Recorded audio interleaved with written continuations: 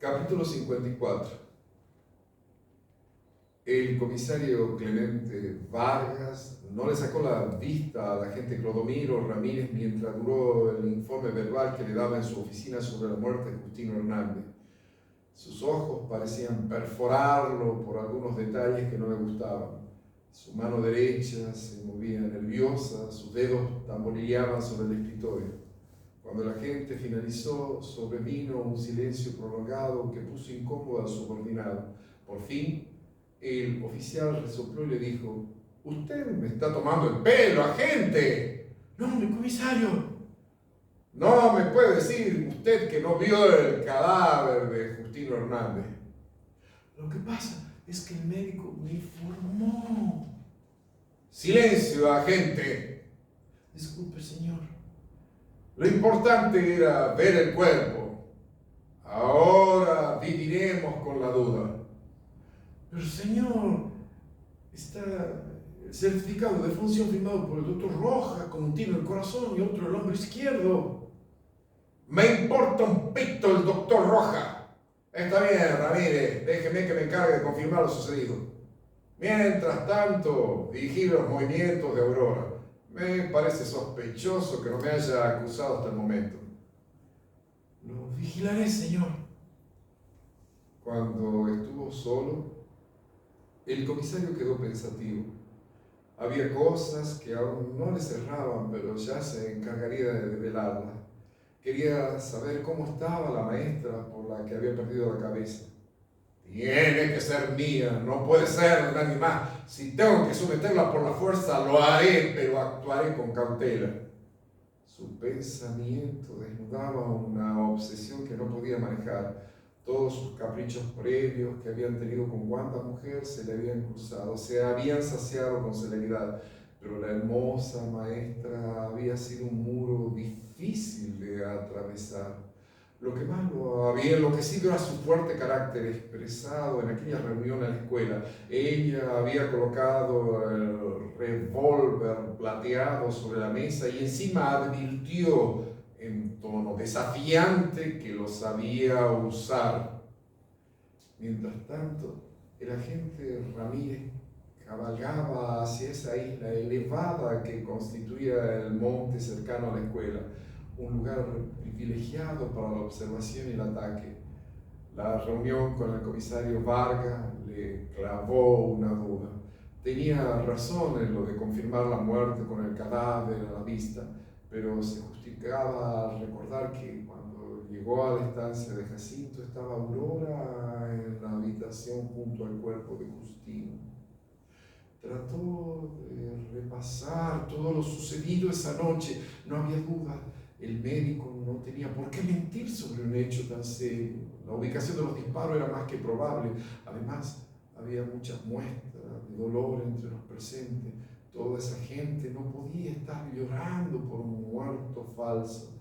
Habían visto, según los comentarios que escuchó, llegar a Justino muerto sobre su caballo.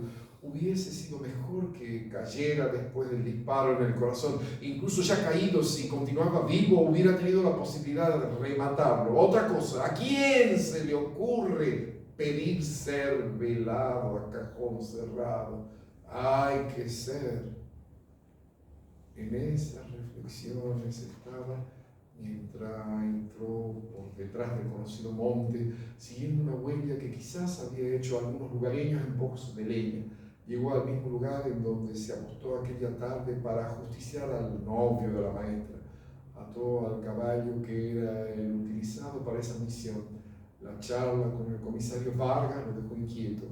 Revisó en su memoria el momento del ataque, recordó el instante previo al disparo y el insecto que le irritó la vista. «Esa Juanita que me meó los ojos perjudicó mi tiro, pero estoy seguro que le di al cabrón». Se decía Clodomiro, quien, para asegurarse, había realizado un segundo disparo. De ese tiro no podía estar seguro porque la primera detonación asustó al caballo y el movimiento había ensuciado toda posibilidad de un blanco asegurado. Solo el sombrero le había volado en medio de la polvareda del galope. La huida de Ramírez había sido rápida.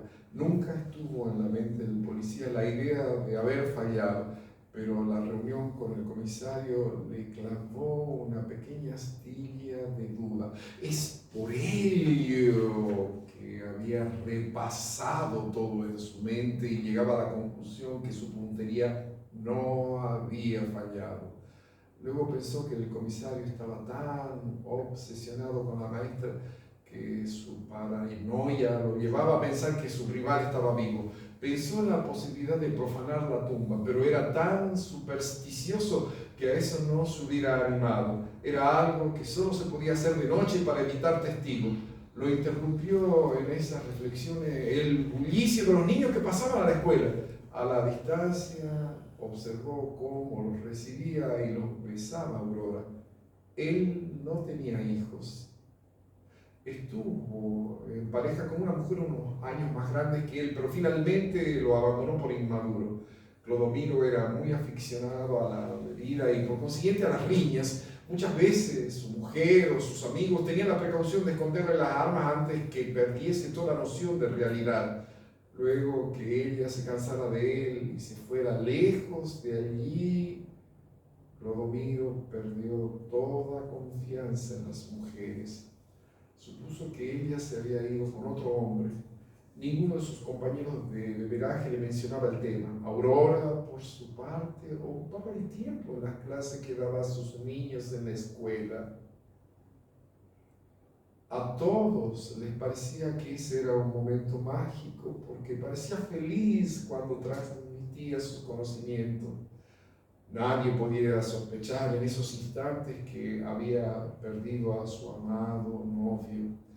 Sin embargo, la notaban melancólica cuando no estaba al frente de sus alumnos. A veces, Virginia la mandaba a buscar con el sulky para compartir algunos mates o el té de la tarde en el casco de la estancia, en tanto que Justino permanecía oculto durante el día. Al caer la noche, aprovechaba para salir y recorrer los lugares que tanto extrañaba, mientras que Jacinto y Nicasio preparaban todo para sacarlo, no solo del pueblo, sino de la propia provincia. Aurora, en paralelo, gestionaba el traslado, pero lo estaba haciendo con cautela. No quería que el comisario Vargas empañara esos planes con su acoso. Suponía que en algún momento volvería a la carga. Era un hombre obsesivo, tosudo. Solo se había frenado ante el noviazgo de ella con Justino. En pocos días tuvieron definido el destino. Piero tenía unas tierras en Salta. Propusieron a Justino que las administrara y que se fueran a vivir allí, cruzando el famoso río Juramento, aquel en donde Manuel Belgrano hizo jurar fidelidad a la bandera a las tropas del Ejército del Norte. Para viajar al nuevo destino esperarían el final de las tramitaciones iniciadas por la maestra. Clodomiro se aburría. Prefería la acción a esas tareas de vigilancia a la que no le hallaba sentido. En un momento dado, extrajo de entre sus ropas una petaca de metal. Había sido el regalo de un veterano compañero. Vea, mijo, siempre que daña maña en quedarse para no pasar frío, le dijo mientras le entregaba la petaca cargada de buena ginebra. Clodomiro la recibió sin emitir palabra. Nada más, cuídese que no le dé la cana. A algún jefe no le gusta que piden un codo cuando estamos en servicio. El joven agente agradeció, tomó un poco de la vivificante bebida y la guardó en su bolsillo interno del abrigo reglamentario. Cuando la ocasión se prestaba, sacaba el reluciente envase, aflojaba la tapa y le daba un par de besos. En la emboscada Justino la había olvidado en una alforja del caballo. Esta era una buena ocasión para hacerlo. La soledad de la vigilancia así lo ameritaba. Comenzó dándole algunos picos a la petaca hasta que fueron besos apasionados. La ginebra lo ponía un poco molesto al decir de sus amigos, pero en ese monte no había nadie con quien entretenerse. Sus noches de bebida comenzaban con un hombre taciturno de pocas palabras, continuaban con una persona graciosa, ingeniosa para la broma, muchas de ellas muy pesadas, y culminaban con un ser violento del que todos huían. Estaba solo. Su caballo mordisqueaba los pastos que crecían un poco raros, en donde el sol tenía la posibilidad de llegar por el follaje irregular. Observó la escuela a lo lejos. No había ningún movimiento sospechoso. La orden del comisario Vargas le parecía inútil. Por momentos pensaba que su jefe daba ese tipo de directivas solo para sentir que tenía el dominio de todo el pueblo. Escuchó llorar el crespín.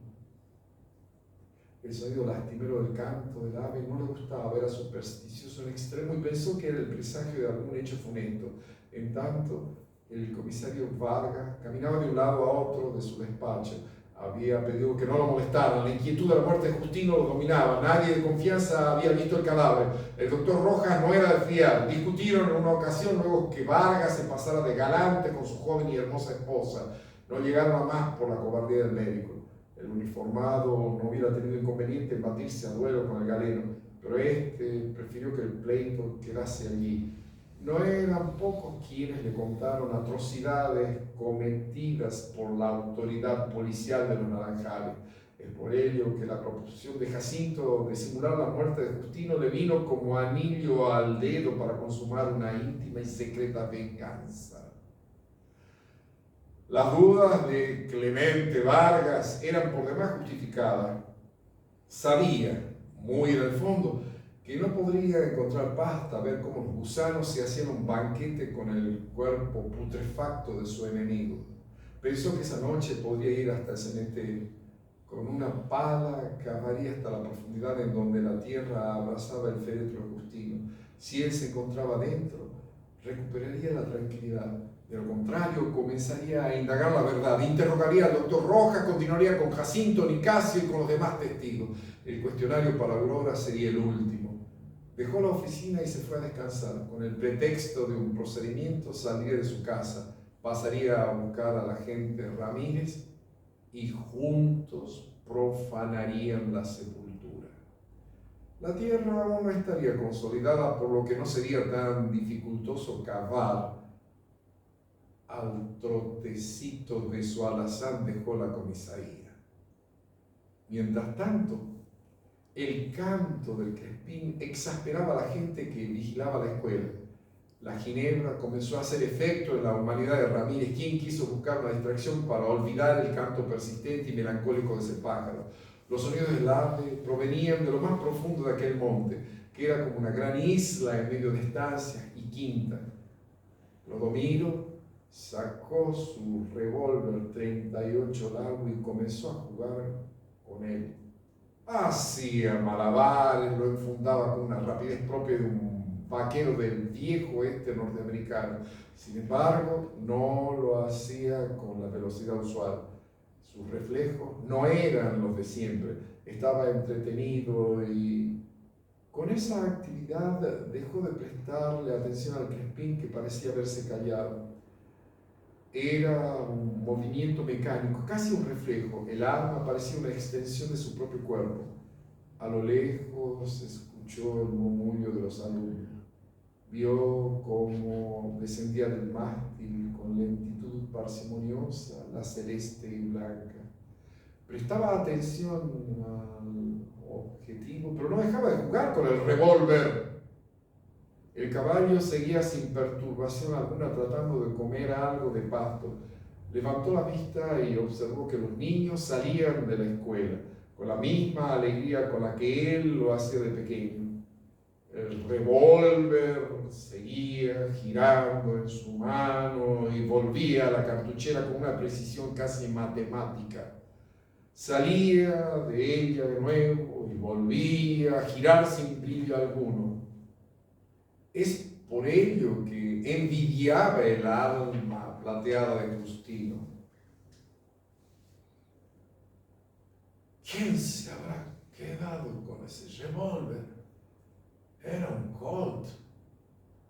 Lo venderán si ofrezco comprarlo. Mañana preguntaré en Nueva Almería. Si alguien merece tener un arma de esas, soy yo. Cavilaba en esas cuestiones y al mismo tiempo continuaba con su destreza. Quizás el movimiento aceleró el efecto del alcohol que había ingerido, se le nubló la vista por un segundo, el revólver no encajó en la cartuchera de nuevo, la mano se aflojó y el arma cayó al suelo, dejando salir la muerte desde el vientre del tambor. La detonación fue seca, la bala entró por debajo de la barbilla e hizo blanco en el cerebro. Clodomiro ya no pudo oír el bullicio de los niños que pasaban por el camino, ni el lastimero y continuo canto del crespo.